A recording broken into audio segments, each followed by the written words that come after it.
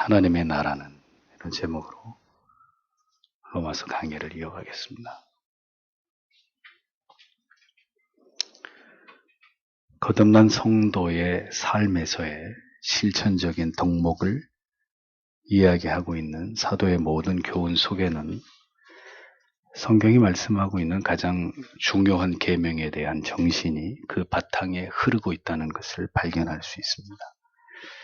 그것은 바로 이웃을 사랑하라고 명령하신 위대한 계명입니다. 구약도 그러하지만 신약 성경의 모든 진리 속에도 역시 하나님 사랑과 이웃 사랑의 대의가 깊이 스며들어 있습니다. 많은 사람들이 교회라는 공동체를 이루어 함께 하나님을 신앙하는 가운데서 가장 필요한 계명이 무엇이겠습니까? 그것은 그리스도 안에서 서로 하나가 되고 서로 사랑하고 서로 섬기는 것입니다. 우리가 잊지 말아야 될 것은 이 위대한 계명은 할 수만 있으면 그렇게 지키고 그렇게 지키면 좋을 것이다 정도의 그런 의미가 아니라는 것입니다. 거듭난 성도는 하나님의 사랑과 이웃 사랑이라는 이 거대한 두 축을 중심으로 하나님을 기쁘시게 하는 삶을 살아가야만 합니다. 그러면 하나님의 도우시는 은총과 사랑을 우리의 삶에서 풍성하게 경험할 수 있지만 성도가 이 위대한 계명을 외면하며 살아가면 그만큼 그의 삶은 고통스럽고 공허하고 불행해질 수밖에 없게 되는 것입니다. 부모를 공경하면 이 땅에서 잘 되고 장수할 것이라는 하나님의 말씀이 거짓이 아니듯이 모든 상처와 아픔을 뛰어넘어 부모님을 깊이 사랑하고 불쌍히 여기면서 이에 더 확대해서 내가 사랑하기 어려운 모든 사람들까지 주의 은혜와 그 사랑에 힘입어 우리가 사랑하려고 할 때 인생에서 많은 묶여있고 닫혀있는 문제들이 해결되는 그런 기가 막힌 은혜를 신자는 누리게 되는 것입니다. 오늘도 우리의 삶의 곤고함과 척박함과 여전히 많은 어려움들이 죄와 불순종에서 비롯되고 있다는 것을 아는 그리스도인들은 그리 많지 않습니다. 고집스럽게 그렇게 불순종하는 하나님의 뜻을 거부하는 자리를 고집하면 인생은 여러 가지 고난과 시련을 통해서 계속해서 고달파질 수밖에 없게 됩니다. 왜냐하면 하나님은 그런 우리의 모습을 그대로 두고만 보고 계시는 아버지가 아니시기 때문이죠. 순종하지 않는 그리스도인의 삶이 어떻게 고요하고 평안하고 평강이 넘치는 삶이 될 수 있겠습니까? 늘 불안하고 걱정과 근심이 떠나지 않고 영혼과 육신의 참된 평안과 안식과 하늘의 기쁨이 모두 사라진 고단한 삶에서 벗어날 수 없는 것입니다. 이기적 자아와 자기애의 이 단단한 껍질 속에 있는 타락한 죄인들의 부패한 본성으로는 결코 다른 사람들을 배려하고 섬기고 사랑하면서 희생하는 일들이 자연스럽게 발현되는 것은 어려운 일입니다. 그러하기에 성경은 끊임없이 이웃사랑의 대의와 그 교훈을 통해서 거듭 하나님의 뜻을 상기시키고 우리가 이 세상을 지나가는 동안에 반드시 거듭난 신자의 정체성을 그 공동체 속에서 그것을 아름답게 발휘하는 것이 하나님의 뜻이라는 것을 강조하고 있는 것을 볼 수 있습니다. 로마서의 수신자인 로마 교회의 배경을 살펴보면 공동체의 구성원들이 전통적인 유대주의에서 개종을 해서 예수를 믿게 된 성도들과 이방인들 가운데서 예수를 믿게 된 회심한 신자들로 그렇게 구성이 되어 있는 것을 볼 수 있습니다. 사도는 유대인 출신의 그리스도인과 이방인 출신의 그리스도인들 모두에게 이신칭의의 복음의 핵심을 강론하고 난 이후에 이제 거듭난 성도로서의 실제적인 삶의 덕목을 이야기하면서 어떤 주제들을 강조해 오고 있는지를 우리는 주의 깊게 살펴보고 있습니다. 각자의 믿음의 분량대로 주신 은사를 따라서 열심히 교회를 섬기되 가장 중요한 것은 형제를 사랑하고 우애하고 존경함으로 아름다운 공동체를 세워갈 것을 말씀하셨습니다. 순복하기 어려운 세상의 권력 앞에 그 권위 앞에서도 신자는 그 권위와 권세가 모두 하나님께로부터 비롯되었다는 이 진리를 기억하고 그 권위 앞에 복종할 것을 이어서 말씀하고 있고, 결코 우리의 의지로 사랑할 수 없는 원수까지도 사랑할 것을 성경이 우리에게 강조하고 있는 것을 살펴보았습니다. 이러한 우리가 순종하기에, 우리가 받아들이기에 너무나 불합리해 보이는 말씀들은 신자가 궁극적으로 하나님의 통치를 신뢰하고 있는지를 확인하시려고 하는 하나님의 시험이다라는 것을 우리는 분명히 기억할 필요가 있습니다.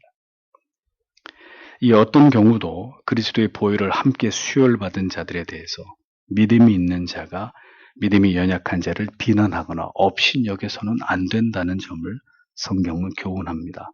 이에 대해서는 심판대 앞에서 하나님께 우리가 이 말씀에 대해서 순종했는지의 여부를 하나님께 자백하고 고백해야 된다고까지 강력하게 그렇게 말씀하면서 경고했던 것을 우리가 생각해 보았습니다.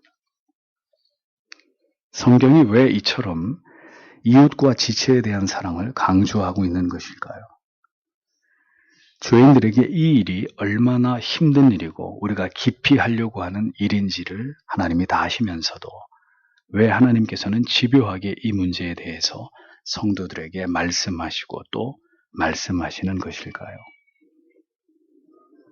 지킬 수 없는 율법을 강조하고 우리의 죄를 지엄하게 꾸짖는 이유는 그 모든 추악한 죄인들의 한계 속에서 결국은 모든 성도들이 예수 그리스도를 진지하게 찾고 그 앞에 엎드려서 은혜를 구하고 겸비한 마음으로 하나님의 도우심과 그 능력을 구하여 살아가기를 하나님께서 간절히 우리에게 바라시기 때문입니다. 그렇게 간절히 주께 은혜를 구하며 하나님께 도우심을 구할 때만이 해결될 수 있는 이 모든 사랑의 계명들을 우리의 힘과 노력에 의해서가 아니라 오직 하나님의 사랑과 주 예수 그리스도의 은혜로 그리고 성령의 도우심으로 우리의 삶 속에서 이 문제를 풀어가기를 하나님께서 원하셨기 때문입니다. 그것이 세상과 구별된 그리스도의 삶인, 그리스도인의 삶인 것을 그리스도인들이 가장 소중하게 여기는 가치임을 하나님을 알지 못하는 자들에게 보여주시기를 하나님께서 원하셨기 때문이라는 것입니다. 그것이 성별된 하나님의 자녀들을 세상에 가장 잘 드러내는 모습이기에 하나님께서는 우리들에게 하나됨을, 서로를 향해서 섬김과 관용과 이해와 사랑을 그토록 강조하셨던 것입니다.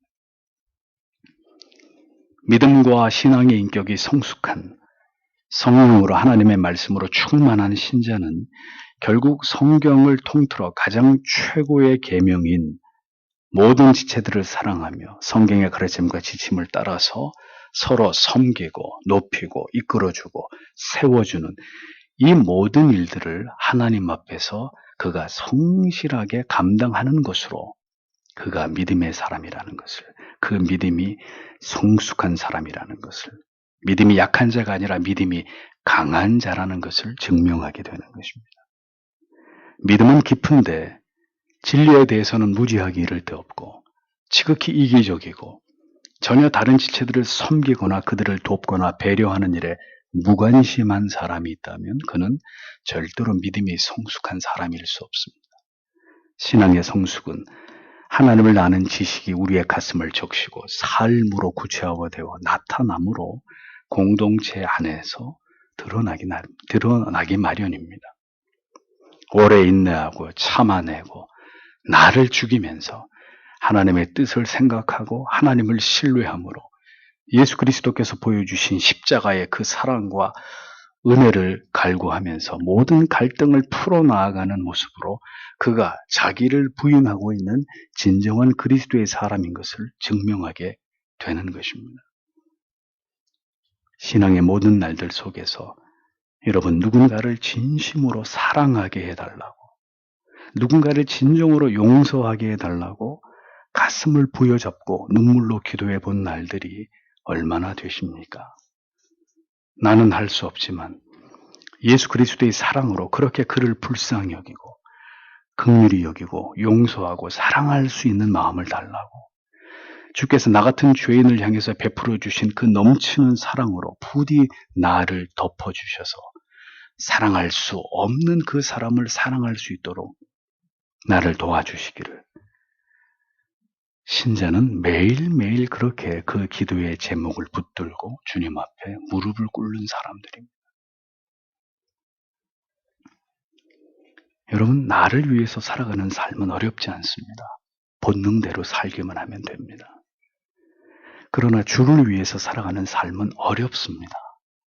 본능에 반하는 삶이고 성령의 뜻에 항상 복종하고 순복하기 위해서 자기를 쳐서 복종시키지 않으면 어려운 일이고 주의 은혜가 없이는 불가능한 일입니다.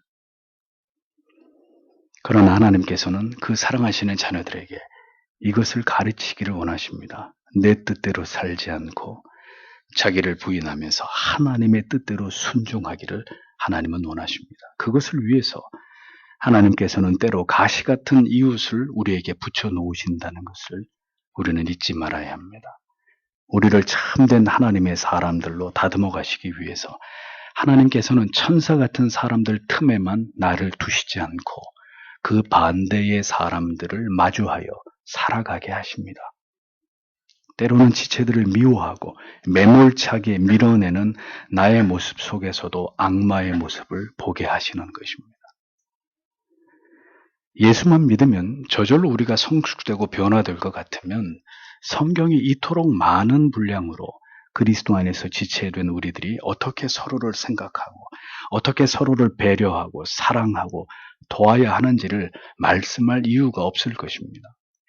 구원받은 신자라 할지라도 우리는 여전히 죄성을 가진 존재들로 우리가 하나님의 뜻을 거슬러 어떤 불순종의 죄를 지으면서 살아가고 있는지를 언제나 성경을 통해서 우리는 낱낱이 그것을 깨달아 가야 합니다. 더욱 철저히 부서져야 되는 견고한 내 자신을 진리 안에서 날마다 발견하면서 그렇게 내 자신이 깨뜨려져 가는 것이 곧 성화의 삶인 것입니다.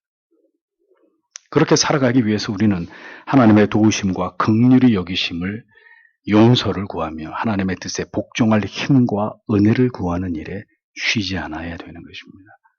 우리의 인생은 그렇게 깨어지고 다듬어지는 시간들입니다.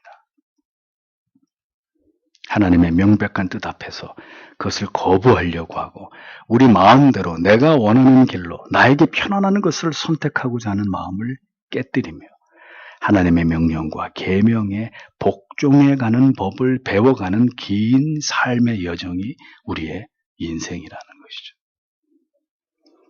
구원은 받았어도 이렇게 성경의 진리를 통해서 신앙의 도를 배우지 못하면 우리는 무지하고 목매한 삶으로 하나님의 영광을 가리우고 무지한 짐승 같은 어리석은 삶을 살아갈 수밖에 없는 것입니다. 사람의 제일된 본질적 목적을 위해서 살아가지 못하고 여전히 자기 자신만을 위한 이기적 초라한 삶을 그렇게 살아갈 수밖에 없게 되는 것입니다. 그러니 하나님께서는 택하신 백성들을 그 무지와 연약 가운데 두지 않으시고 결국은 바른 진리 앞으로 나오게 하셔서 자기만을 위하는 이기적인 삶을 포기하게 만드시고 하나님이 원하시는 삶을 살아가도록 그를 바꾸시는 일들을 오늘도 예고 없이 우리에게 찾아오게 만드시는 고통과 고난과 시련 속에서 그 일들을 자기 백성 안에서 행하시는 것입니다. 우리의 인생이 그래서 그 모든 과정 속에서 오늘도 그렇게 지나가고 있는 것입니다. 사도는 계속해서 믿음이 있는 자와 믿음이 연약한 자 사이에서 어떻게 서로가 상처를 주고받지 않으면서 지혜롭게 공동체를 세워갈 수 있을지를 계속해서 논하고 있습니다. 이와 관련된 영적인 지침을 계속 설명해 주고 있습니다. 13절을 보십시오. 그러므로 이제부터 우리는 서로 비판하지 말고 오히려 형제 앞에서 걸림돌이나 장애물을 놓지 않도록 주의하십시오. 이렇게 기록되어 있습니다. 사도의 이 교훈은 당연히 믿음이 강한 자가 약한 자에 대해서 가져야 될 배려의 사항들을 말하고 있는 내용입니다. 바울은 지금 계속해서 14장의 앞부분에서부터 음식의 문제를 가지고 교훈을 이어가고 있습니다. 결코 이러한 신앙의 본질이 아닌 문제를 가지고 형제를 비난하거나 업신여기는 일은 그리스도 안에서의 성도 간의 연합을 파괴하고 하나님을 진노하게 만드는 매우 중대한 문제라는 것을 사도는 엄중하게 지적하면서 그의 목소리를 높이고 있습니다. 어떤 일이 있어도 성도 간에는 서로 판단하거나 비판하지 말라고 또다시 교훈합니다. 그러니까 여러 번 이 말이 반복되고 있습니다. 그러니까 신자는 결코 그렇게 해서는 안 된다는 것이죠.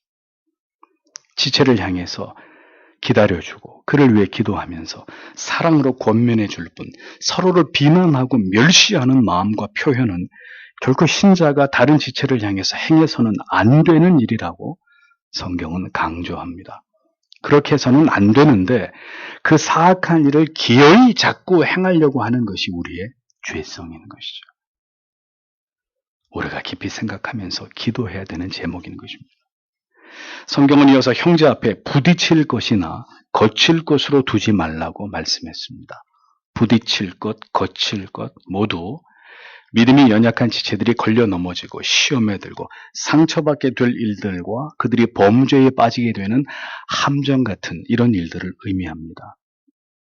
이런 것들로 인해서 믿음이 연약한 지체들이 피해를 입지 않도록 그들이 죄를 범하는 일들과 범죄에 빠지게 돼 죄를 범하는 일들이 실족하게 되는 일들이 일어나지 않도록 그런 일이 생기지 않도록 주의하라고 말씀하고 있습니다. 주의하다라는 말의 의미는 올바로 신중하게 고려해서 판단하라는 뜻입니다. 때로는 확고한 믿음과 진리에 대한 올바른 지식과 분별력이 있어 무엇에도 걸릴 것이 없는 성숙한 신자의 어떤 행동이나 그가 주장하는 바가 믿음이 연약한 성도를 시험에 들게 하거나 죄를 범하게 하는 길을 열어주게 되는 빌미가 될 수도 있다는 것을 우리는 깊이 이 말씀을 통해서 염두해야 합니다. 흔들림이 없는 견고한 믿음이 있어 무엇이든지 먹을 수 있는 성도의 행동과 그가 주장하는 바가 때로는 믿음이 연약한 지체를 시험에 들게 하고 그의 마음과 양심을 괴롭게 하는 일이 될 수 있다는 것을 세심하게 생각해야 된다고 사도는 당부하고 있습니다. 내가 자유할 수 있다고 해서 나에게 전혀 양심의 거리낌이 없는 일이라고 해서 그 문제에 대해서 다른 지체들도 자유할 수 있다고 생각해서는 안 된다는 것이죠. 또 내가 당연히 믿음으로 해야 할 일이고 할 수 있는 일이라 하더라도 다른 사람들에게는 그 일이 버겁고 힘들고 부담과 고통을 주는 일이 될 수 있다는 것을 알아야 합니다.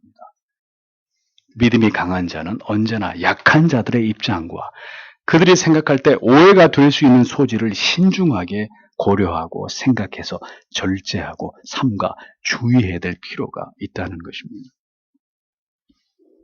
진리의 문제가 아니고 믿음의 분량에 따라서 각기 달리 이해되고 수용될 수 있는 문제라 하더라도 언제나 믿음이 더 강하고 성숙한 사람들이 그렇지 않은 지체들을 배려하고 그들이 시험에 들거나 죄를 범하는 일이 생기지 않도록 세심하고 주의를 살피는 것은 성숙한 성도의 당연한 의무이고 지켜야 될 덕목이라고 성경은 강조합니다.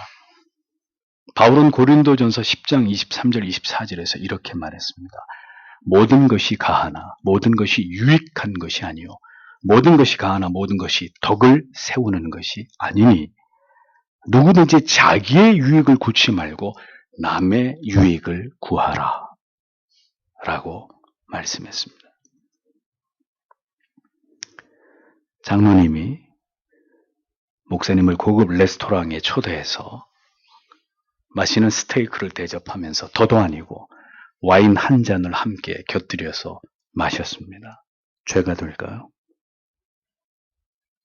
자유할 수 있는 부분입니다. 그러나 목사님과 장로님이 와인을 마시면서 스테이크를 먹는 모습을 우연히 옆 테이블에서 그것을 목격한 그 교회 성도가 그 일 때문에 시험에 들게 되고 그 일을 듣게 된 또 다른 성도 중에서 이제 술을 마시는 건 더 이상 죄가 되지 않는다. 이렇게 여기게 만들므로써 술 취하는 것을 정당화하게 하고 그가 자주 술을 먹게 만드는 것에 대해서 그렇게 스스로 양심을 속이게 함으로 죄를 범하게 만들 것 같으면 이 일은 금하는 것이 마땅하다는 거죠. 믿음이 연약한 자들을 다치게 할 수 있고 죄를 짓게 만들 수 있는 일이기 때문입니다. 고린도전서 8장 10절에서 13절을 보면 지식이 있는 네가 우상의 집에 앉아 먹는 것을 누구든지 보면 그 약한 자들의 양심이 담력을 얻어 어찌 우상의 재물을 먹게 되지 않겠느냐. 그러면 네 지식으로 그 약한 자가 멸망하나니 그는 그리스도께서 위하여 죽으신 형제라. 이같이 너희가 형제에게 죄를 지어 그 약한 양심을 상하게 하는 것이 곧 그리스도에게 죄를 짓는 것이니라. 그러므로 만일 식물이 내 형제로 실족케 하면 나는 영원히 고기를 먹지 아니하여 내 형제를 실족치 않게 하리라. 라고 기록되어 있습니다. 사도의 이 논리는 믿음이 강한 자가 모든 것에 자유할 수 있는 자들이 믿음이 연약한 지체들을 위해서 어떻게 지혜롭게 배려하고 처신해야 될지를 이야기해주는 좋은 본이 되는 말씀입니다. 장로님이나 집사님이 식사 때 종종 와인이나 맥주를 드신다. 그럴 수 있습니다. 기호에 따라, 문화에 따라서 불가한 일도 아닙니다. 그러나 성도들이, 무엇보다 믿음이 연약한 청년들이, 혹 믿은 지 오래되지 않는 지체들이 그 사실을 알게 되었을 때는 상황이 달라집니다. 그러므로 나의 신앙의 양심과 믿음으로 얼마든지 가한 것도 다른 믿음이 연약한 지체들을 위해서는 그렇게 하지 않는 것이 덕을 세우는 일이고 믿음이 약한 지체들을 걸려 넘어지지 않게 하는 일이다 라는 것을 우리는 기억해야 합니다. 그것이 그 지체를, 그 영혼을 사랑하는 것이고 덕을 세우는 가치 있고 아름다운 일이라고 성경은 말씀하고 있는 것입니다. 언제나 나의 신앙의 기준과 판단과 어떤 행위가 언제나 믿음이 연약한 자들에게 부딪히거나 거칠 것으로 여겨지지 않도록 보다 세심한 배려와 섬김이 필요하다는 것을 성경이 분명히 말씀하고 있는 것이죠. 사도는 계속해서 믿음이 연약한 사람들이 생각하는 그들의 생각, 사고 방식에 대해서 설명합니다. 14절, 15절. 내가 주 예수 안에서 알고 또 확신하는 것은 무엇이든지 그 자체로 더럽지는 않다는 사실입니다. 그러나 어떤 것이 더럽다고 생각하는 사람에게는 그것이 더럽습니다. 만일 당신의 형제가 음식 때문에 괴로워한다면 당신은 더 이상 사랑을 따라 행하지 않는 것입니다. 그리스도께서 위하여 죽으신 그 형제를 당신의 먹는 음식으로 망하게 하지 마십시오. 이렇게 기록되어 있습니다. 바울은 다시 음식을 예를 들어서 논증합니다. 사도는 그리스도 예수 안에서 자신이 알고 확신하고 있는 자기의 주장을 말합니다. 사도는 절대적인 자기 확신을 말합니다. 그런데 그 확신의 근거는 자기의 생각이 아닙니다. 사도가 알고 확신하고 있는 바는 주 예수 안에서, 즉 예수 그리스도를 통해서 주의 영으로 말미암아 초자연적인 방법으로 그리스도께서 자신에게 깨닫게 해주심으로 인한 그 지식과 확신을 가지고 내가 지금 이 말을 하고 있는 것이다. 이 주장을 하고 있는 것이다. 이렇게 이야기하고 있습니다. 우리가 지체를 설득할 때나 진리를 말할 때 잊지 말아야 되는 중요한 진리는 절대로 우리가 알고 있는 부정확한 지식이나 우리의 생각만 가지고 논리를 전개해서는 안 된다는 것입니다. 우리는 반드시 진리 안에서 예수 그리스도의 복음 안에서 분명한 하나님의 말씀과 교리를 통해서 우리가 알고 확신하는 바를 전해야 합니다. 많은 신자들이 어리석게도 성경에 정초하고 올바른 교리에 근거한 지식으로 신앙을 쫓아가는 것이 아니라 그냥 막연히 알고 있는 그릇된 신앙의 상식만으로 하나님을 신앙하려고 하는 어리석은 오류에 빠지는 경우들이 허다합니다. 이것은 옳지 않습니다. 우리가 진리를 전하고 누군가를 설득하고 하나님의 올바른 뜻을 드러낼 때는 반드시 우리가 가진 생각이나 그릇된 지식을 통해서가 아니라 우리가 일반적으로 가지고 있는 상식만으로도 안 되고 온전히 예수 그리스도 안에 있는, 복음 안에 있는 성경의 진리에 근거한 말로 지체들을 설득하고 이해시키고 가르칠 필요가 있다는 것이죠. 바울은 자신의 확신의 근거는 예수 그리스도이시며 그리스도께서 하신 말씀의 근거에서 볼 때 무엇이든지 스스로 속된 것이 없으되 다만 스스로 속되게 여기는 그 사람에게는 속될 뿐이다라고 결론 내립니다. 예수께서 마가복음 7장 18절 19절에서 이렇게 말씀하셨죠. 예수께서 이르시되 너희도 이렇게 깨달음이 없느냐? 무엇이든 밖에서 들어가는 것이 능히 사람을 더럽게 하지 못함을 알지 못하느냐? 이는 마음에 들어가지 아니하고 배에 들어가 뒤로 나감이니라 하시므로 모든 식물을 깨끗하다 하셨느니라. 이렇게 기록되어 있습니다. 그러니까 이것을 근거로 사도는 음식이 그 자체로 더러운 것은 하나도 없다. 음식이 그 자체로 더러운 것이 아니다. 이렇게 결론 내리고 있습니다. 그런데 문제는 그 음식을 더럽게 여기는 사람들이 존재할 수 있다는 것입니다.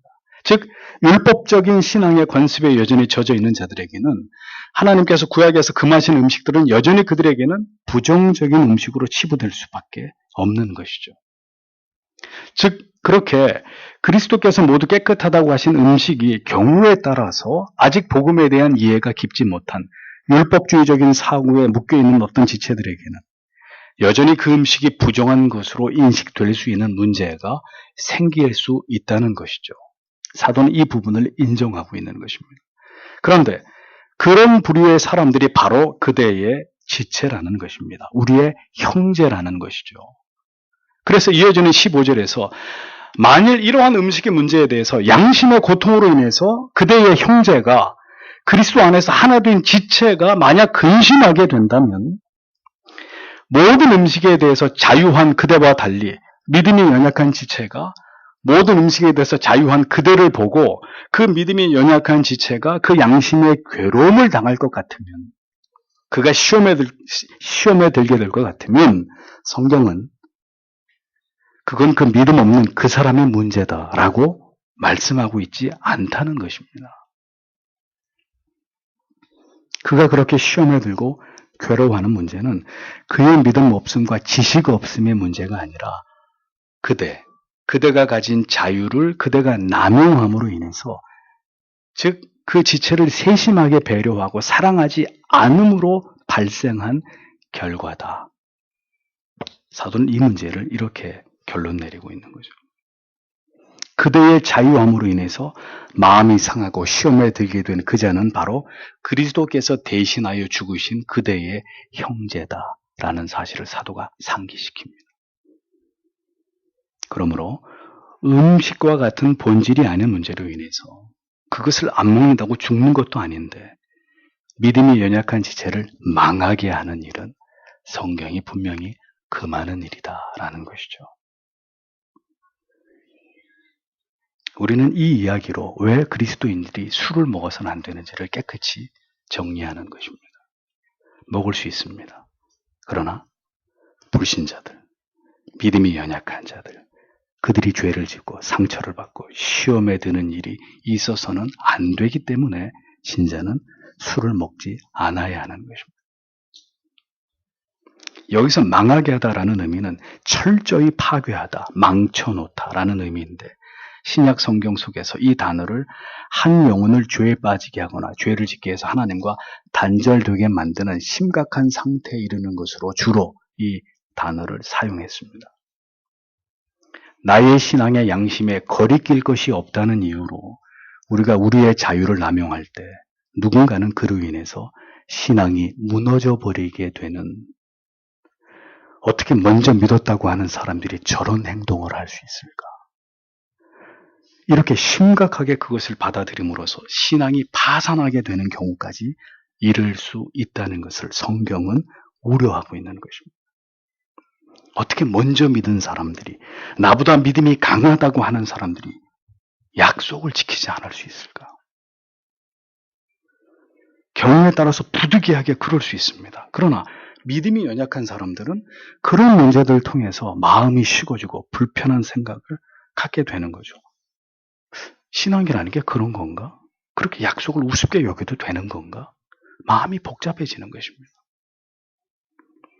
결코 그런 일들이 일어나게 해서는 안 된다고 성경은 말씀합니다. 언제나 단단한 것을 먹을 수 있는 사람은 그것을 먹을 수 없는 아직 부드러운 것을 먹어야 하는 사람에 대한 배려가 필요합니다. 내가 갈비를 맛있게 뜯을 수 있다고 해서 이제 겨우 이유식을 하는 아기에게 갈비를 입에 물리다가는 아기가 먹을 수도 없을 뿐더러 강제로 먹이면 아기의 소화기관에 중대한 문제를 일으키겠죠. 사도는 유대인 출신의 그리스도인들과 이방인 출신의 그리스도인들이 한 공동체를 이룬 로마 교회의 특성상 반드시 성도 간의 충돌과 갈등이 일어날 수 있다는 것을 내다보면서 이 같은 주의를 주고 있었던 것입니다. 여러분, 이것이 로마 교회만의 문제일까요?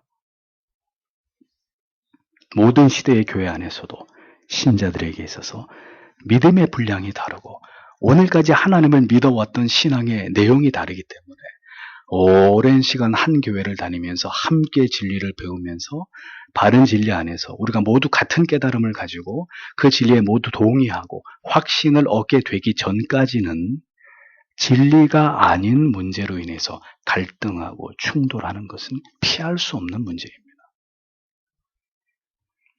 그런데 진리가 아닌 그런 문제들 때문에 누군가는 죄를 짓게 되고 시험에 들게 되고 심각하면 신앙의 자리에서 물러가게 되는 문제가 발생할 수 있다는 것을 성숙한 신자라면 깊이 생각하지 않으면 안 된다고 성경이 말씀하고 있는 것입니다.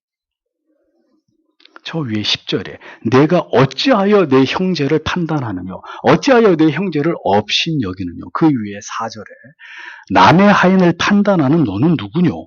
그 섰는 것이나 넘어지는 것이 제 주인에게 있음에 그리고 방금 읽은 9절에서 그리스도께서 대신하여 죽으신 내 형제를 내 식물로 망하게 하지 말라.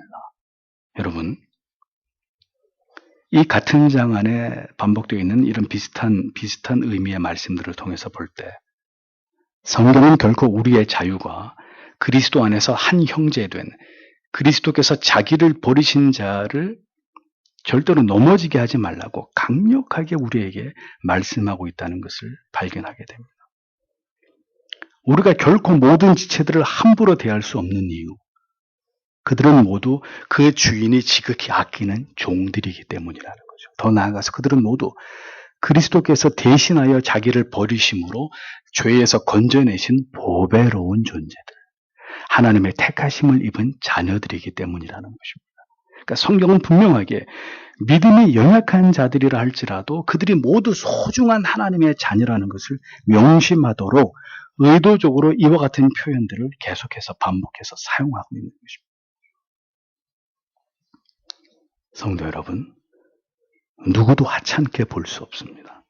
믿음이 연약하다는 이유로 아직 신앙에 대해서 많은 것을 알지 못한다는 이유만으로 내가 알고 있는 것을 아직 그들이 모른다는 이유로 업신여기거나 판단하는 일들이 공동체 안에서 일어나서는 안 된다는 거죠. 무지했던 나를 그 어둠 속에서 건져내신 하나님의 그 은총이 그들에게도 임하기를 묵묵히 기도할 뿐입니다. 그것이 성경의 모든 지체를 대함에 있어서 우리에게 분명하게 강조하고 있는 바라는 것입니다. 믿음이 연약한 자가 아직 신앙이 깊지 않은 자들의 마음이 흔들리고 무너지고 낭망케 되는 일은 언제나 여러분 진리 문제 때문이 아니에요. 결국 사람들 때문이라는 겁니다. 믿음이 더 강한 지체들의 세심한 배려 없음이 그들이 진리 안에서 누리는 자유함을 절제하지 못하는 모습이 결국 믿음이 연약한 성도들의 영혼을 무너뜨릴 수도 있다. 성경은 이것을 짚고 넘어가는 것입니다. 그래서 바울은 얘기한 것입니다. 나는 영원히 고기를 먹지 않겠다. 얼마든지 묻지 않고 자유롭게 고기를 먹을 수 있었지만 믿음이 연약한 지체를 실족시키지 않도록 하기 위해서 자신은 자신에게 주어진 자유를 나는 영원히 포기할 것이다 라고 선언하고 있었던 것입니다. 그리스도가 우리를 위해 자기의 모든 특권을 버리셨듯이 여러 번 말씀드린 대로 찰스 스펄전 목사님은 씨가 담배를 무척 좋아했습니다. 그는 씨가 담배를 물고 설교를 준비하고 책을 보는 것에 대해서 전혀 양심의 가책을 느끼지 않았습니다. 그런데 많은 그 교회의 청년들이 스펄전 목사님 때문에 담배를 피게 됐고 부모님들이 이 문제를 스펄전 목사님에게 진지하게 말씀드렸습니다. 스펄전은 자신이 얼마든지 양심의 자유함으로 누릴 수 있었던 그가 애용했던 씨가 담배를 끊었습니다. 자신이 즐기는 자유로움이 젊은 지체들에게 덕이 되지 않는다는 것을 깨달았기 때문입니다. 주의 은혜는, 그 한량없는 사랑은 그 사랑을 우리가 맛보고 누리게 하는 것에서 끝나지 않습니다. 그리스도께서 우리를 위해서 그가 누리실 수 있는 모든 것을 이 땅에서 포기하셨던 것처럼 그 사랑을 더 깊이 맛보고 누리고 그 사랑에 감격하게 되면 내가 누릴 수 있는 모든 것들까지도 믿음이 연약한 다른 지체들을 위해서 포기하게 만드는 것까지를 가능하게 만듭니다. 주의 사랑을 깊이 깨닫고 경험할수록 신자는 더 많은 것을 마음대로 누리는 것이 아니라 결국 나에게 충분히 허락된 그것까지도 스스로 포기하는 것입니다. 그렇게 해서 덕을 세우는 것이죠. 사도 바울도 베드로 사도처럼 교회로부터 선교 여행에 필요한 모든 재원을 공급받을 수 있었습니다. 그는 그 모든 사도에게 주어진 고난을 그러나 깨끗이 포기하고 스스로 장막을 만드는, 텐트를 만드는 일을 통해서 자비량으로 선교의 기금을 마련합니다. 그 이유는 여전히 자신의 사도권을 의심받는 상황에서 믿음이 연약한 자들에게 불필요한 오해를 받고 싶지 않았던 거예요. 그들을 다치게 하고 싶지 않았던 거예요. 주께로부터 받은 은혜와 사랑이 깊을수록 우리가 누릴 수 있는 것을 내려놓게 되는 것이 진정으로 더 큰 은혜와 더 큰 사랑을 받은 사람들의 모습입니다. 사도는 그것을 말하고자 했던 것입니다. 성경의 진리는 우리의 자유가 다른 지체들을 넘어지게 하거나 그를 그리스도로부터 멀어지게 만드는 일이 되지 않게 하라고 당부하고 있습니다. 늘 누구보다도 교회를 사랑하고 열심을 다해서 섬기고 봉사하고 지체들을 지극히 사랑하시는 어떤 성도님이 어쩌다 교회의 주일날 혹은 어떤 모임에 기도회에 나오지 않을 수 있습니다. 그것을 절대로 죄라고 정죄할 수 없습니다. 또 그가 믿음이 약해졌다 이렇게 단정하는 일도 가당치 않은 것입니다. 그런데 그렇게 믿음이 강하고 신실한 교회를 사랑하는 그 성도님이 마침 어떤 교회 모임에, 기도회 모임에 나오지 않은 그날 믿은 지 얼마 안 되는 신자가 교회에 나왔단 말이죠. 그런데 먼저 믿었다고 하는 자기보다 믿음이 더 강하다고 여겼던 사람들이 그 모임에 보이지 않습니다. 믿음이 연약한 성도는 자연히 시험에 들게 되겠죠.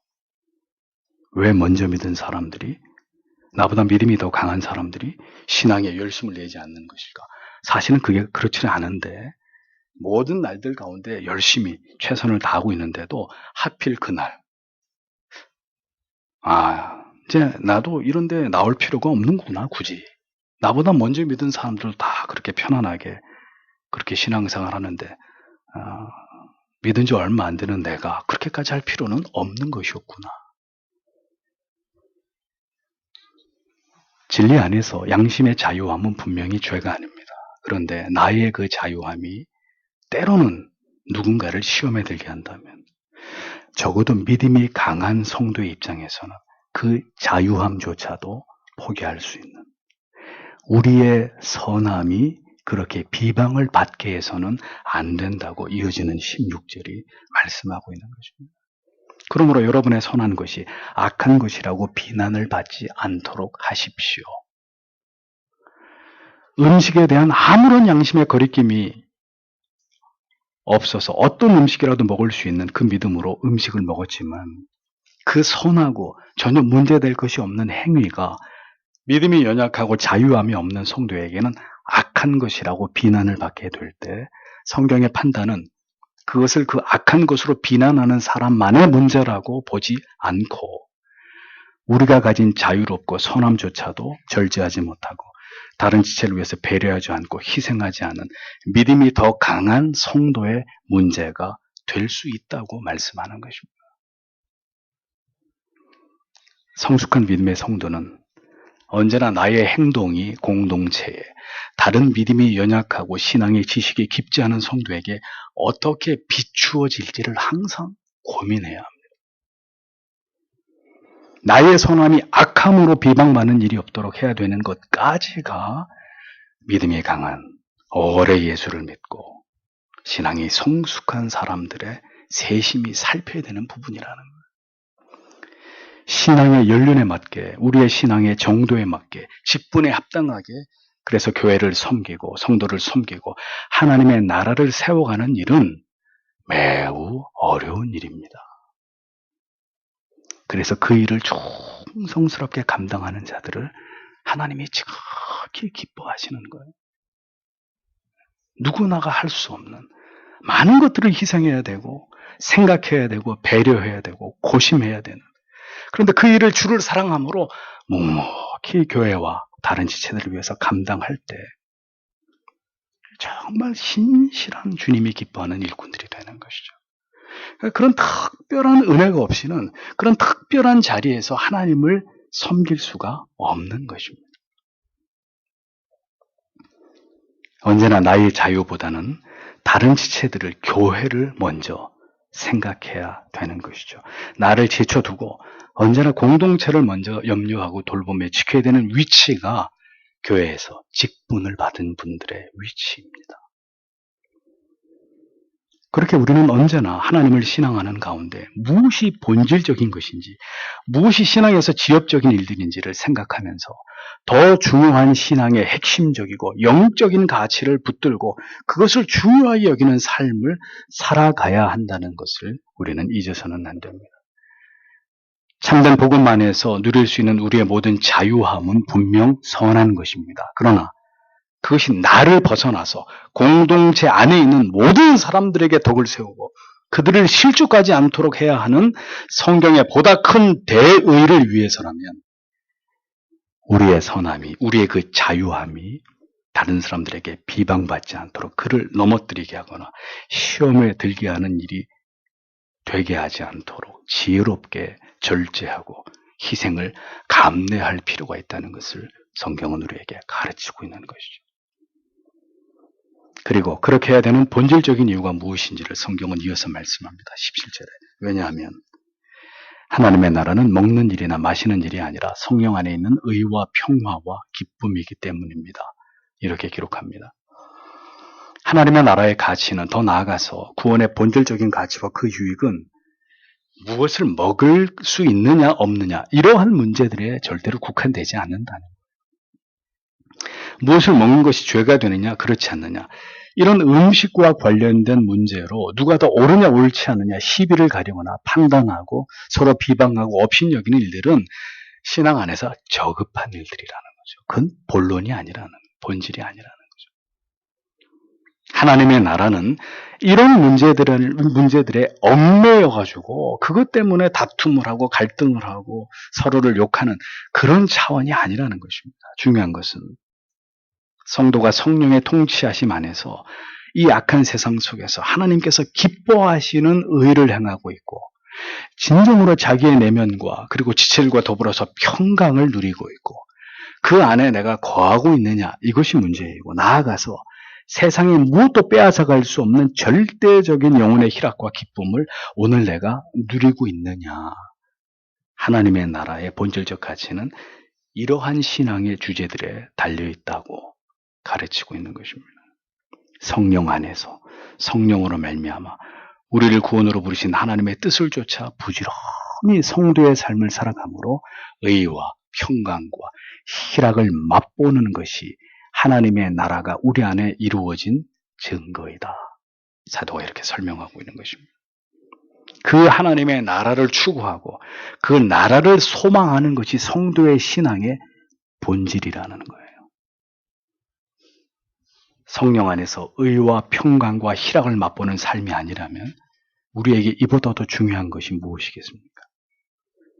서로 비난하고 정죄하고 비판하고 업신여기면서 그러한 성도 안에 아직 하나님의 나라가 올바로 세워져 있지 않다면 그 모든 신앙의 내용과 형식이 무슨 의미가 될 수 있겠느냐는 거죠. 그런 것들 가지고 서로 싸우고 다투고 갈등하는 것들이 이 하나님이 중요하게 여기는 본질적 가치를 통해서 볼 때 그런 것들이 무엇이 중요하냐. 성도가 진리 안에서 추구해야 될 가치는 우리가 하나님을 더 깊이 알아가고 더 진리에 천착해야 되는 한 가지 이유는 우리가 모두 서로에 대한 판단과 비난을 멈추고 더 바른 신앙으로 하나님을 아는 일에 우리가 모두 다 힘써야 되는 그 가장 중요한 이유는 우리의 신앙에서 오늘도 성령을 통해서 성령 안에서 성령으로 말미암아 우리가 의와 평강과 희락을 맛보는 것보다 더 중요한 것은 그 무엇도 없기 때문입니다. 그게 신앙의 전부라는 거예요. 전부. 우리가 어떻게 의롭게 되었는지, 우리가 어떻게 하나님과 평화하게 되었는지, 우리에게 장차 어떤 하나님의 미래적 축복이 예비되어 있는지, 이를 통해서 우리가 세상에서 얻지 못하는 기쁨을 누리는 이런 신앙의 모습이 우리가 추구해야 되는 본질적인 신앙의 가치가 된다고 성경은 말씀합니다. 그러니까 이러한 신앙의 주된 핵심적인 본질적 주제가 중심이 되지 않는 교회는 어떤 일이 일어납니까? 언제나 비본질적인 문제들로 인해서 갈등과 분열과 대립이 끊이지가 않는 거예요. 교회가 조용할 날이 없는 거죠. 언제나 신자들끼리 상처를 주고받는 일들이 멈추지 않게 됩니다. 사람들은 진리에 지대한 관심을 갖게 되든지 아니면 자기를 지키는 자존심에 더 민감해지든지 둘 중에 하나를 선택할 수밖에 없습니다. 그러니까 진리에, 복음에 깊은 관심을 갖는 사람들은 자기를 사랑하는 일에 둔감해지기 마련입니다. 그러니 상처를 입는 일들도 현격히 줄어들 수밖에 없는 거죠. 그런데 복음에 그리스도에 깊은 관심이 없는 사람은 교회를 다녀도 언제나 자기를 사랑하고 자기를 드러내는 일에 여념이 없습니다. 그러니까 어떻게 돼요?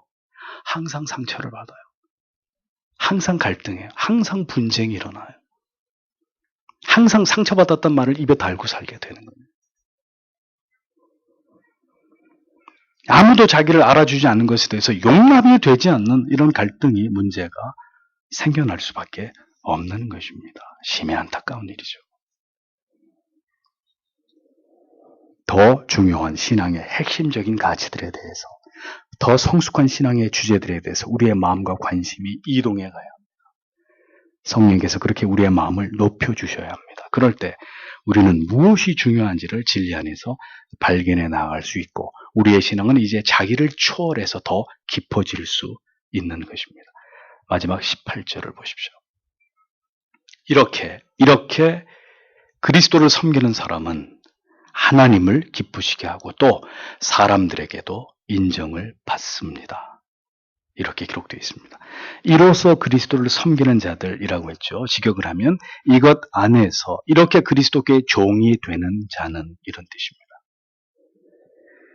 어떻게 공동체 안에서 믿음의 덕을 세우면서 참된 그리스도의 종으로서의 성도의 삶을 살아갈 것인가 할 때 가장 중요한 부분은 바로 이와 같이 공동체 안에서 서로를 배려하고 섬기고 신앙의 중요한 본질을 함께 추구하는 것이다. 성경이 이렇게 명시하고 있습니다.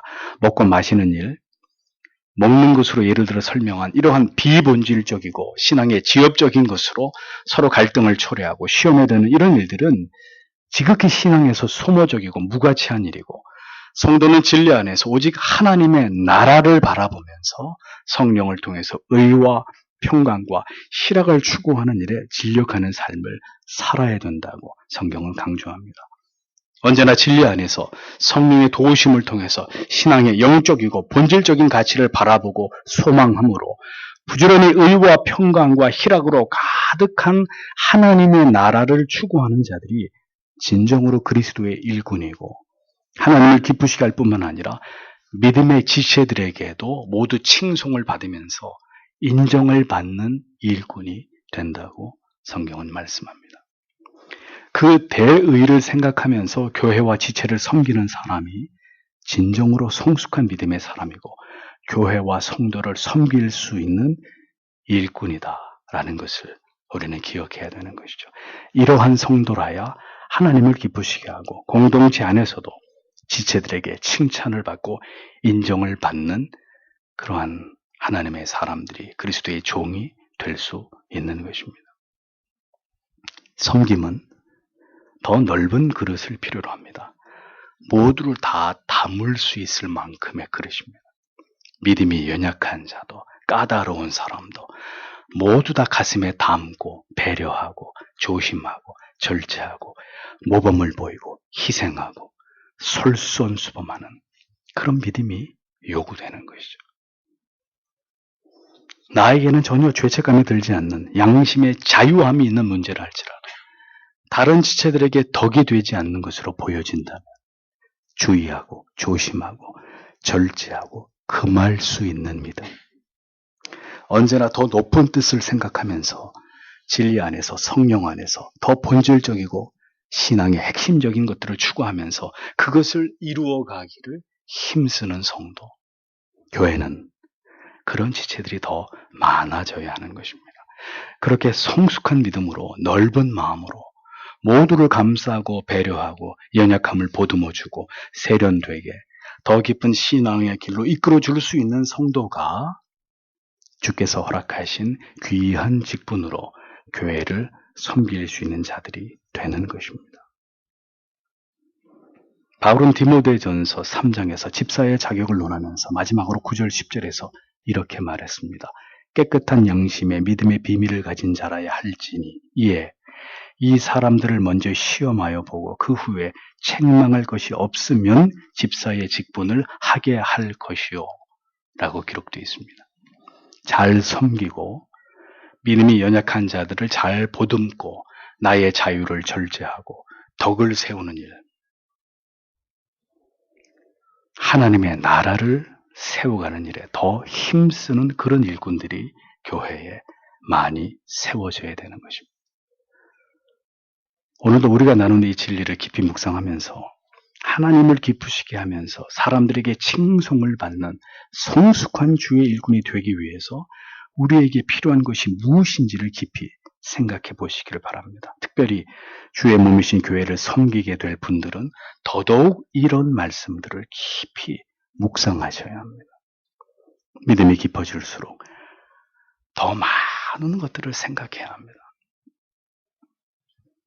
더 많은 것들을 생각해야 돼요. 많은 성도님들은 밤에 편히 잠을 취하셔도 목사는, 장로님들은, 그리고 교회를 섬기는 집사님들은 때로는 교회 걱정에, 믿음이 연약한 지체들의 걱정에 밤에 잠을 이룰 수 없는, 그래서 또 자다가 깨어서 기도하고 또 근심하고 하나님 어떻게 하면 좋습니까? 믿음이 깊어질수록 더 많은 경우들을 생각해야 합니다. 더 많은 것을 배려하고 더 많은 성도들이 생각하게 될 일들까지도 고민해야 합니다. 그 사람이 성숙한 그리스도의 사람입니다. 더 아름다운 덕을 세울 수 있는 그리스도의 신실한 일꾼입니다. 여러분, 믿음이 연약한 자일수록 자기만을 생각합니다. 나만 잘하면 그만이라고 여기고, 그런데 정작 그 자기 자신도 여전히 잘하지 못하는, 신앙의 본이 되지 못하는 경우가 허다하지 않습니다. 결국 더 많은 하나님의 은혜와 깨달음을 통해서, 그리고 먼저 믿음이 성숙한 자들의 본을 통해서 그러한 성도들도 서서히 그 믿음이 성장해 가는 것입니다. 이제는 나만을 생각하는 믿음에서 다른 사람들의 믿음까지, 믿음이 연약한 사람들의 그 사고와 그들의 마음과 그들의 감정까지 헤아려주는, 생각해주는 그런 그리스도인들로 우리가 자라가야 하는 것입니다. 구원을 받으면서 멈추는 것이 아니라 더 그리스도 안에서 이제는 다른 지체들까지 세심하게 살피고 사랑하고 배려하고 그들을 세워갈 수 있는 성도, 그런 성숙한 믿음의 사람들이 더 교회에 많아질 때 그 교회는 더 그리스도의 사랑을 아름답게 세상에 드러내는 사랑의 공동체로 발전해 갈 수 있는 것이죠. 그런 자들이 모인 그 교회는 하나님께 기쁨이 되고 그 교회를 섬기는 그 성도 모두에게 기쁨과 감사와 자부심이 되는 그런 성도들이 되지 않겠습니까? 서교장로교회가 그런 교회로 세워져 가기를 간절히 소망합니다. 그렇게 주님의 기쁨이 되어드리는 교회가 신실한 주 일꾼들이 많이 세워지는 그런 아름다운 교회 되기를 간절히 기도합니다. 이 시간에도 하나님 이 교회가 그러한 하나님의 뜻을 받들어 나가는 교회 되도록 하나님 우리 모두가 그런 주님의 마음을 가진 일꾼들이 되게 해달라고 다 함께 하나님 앞에 간절히 기도하겠습니다. 아버지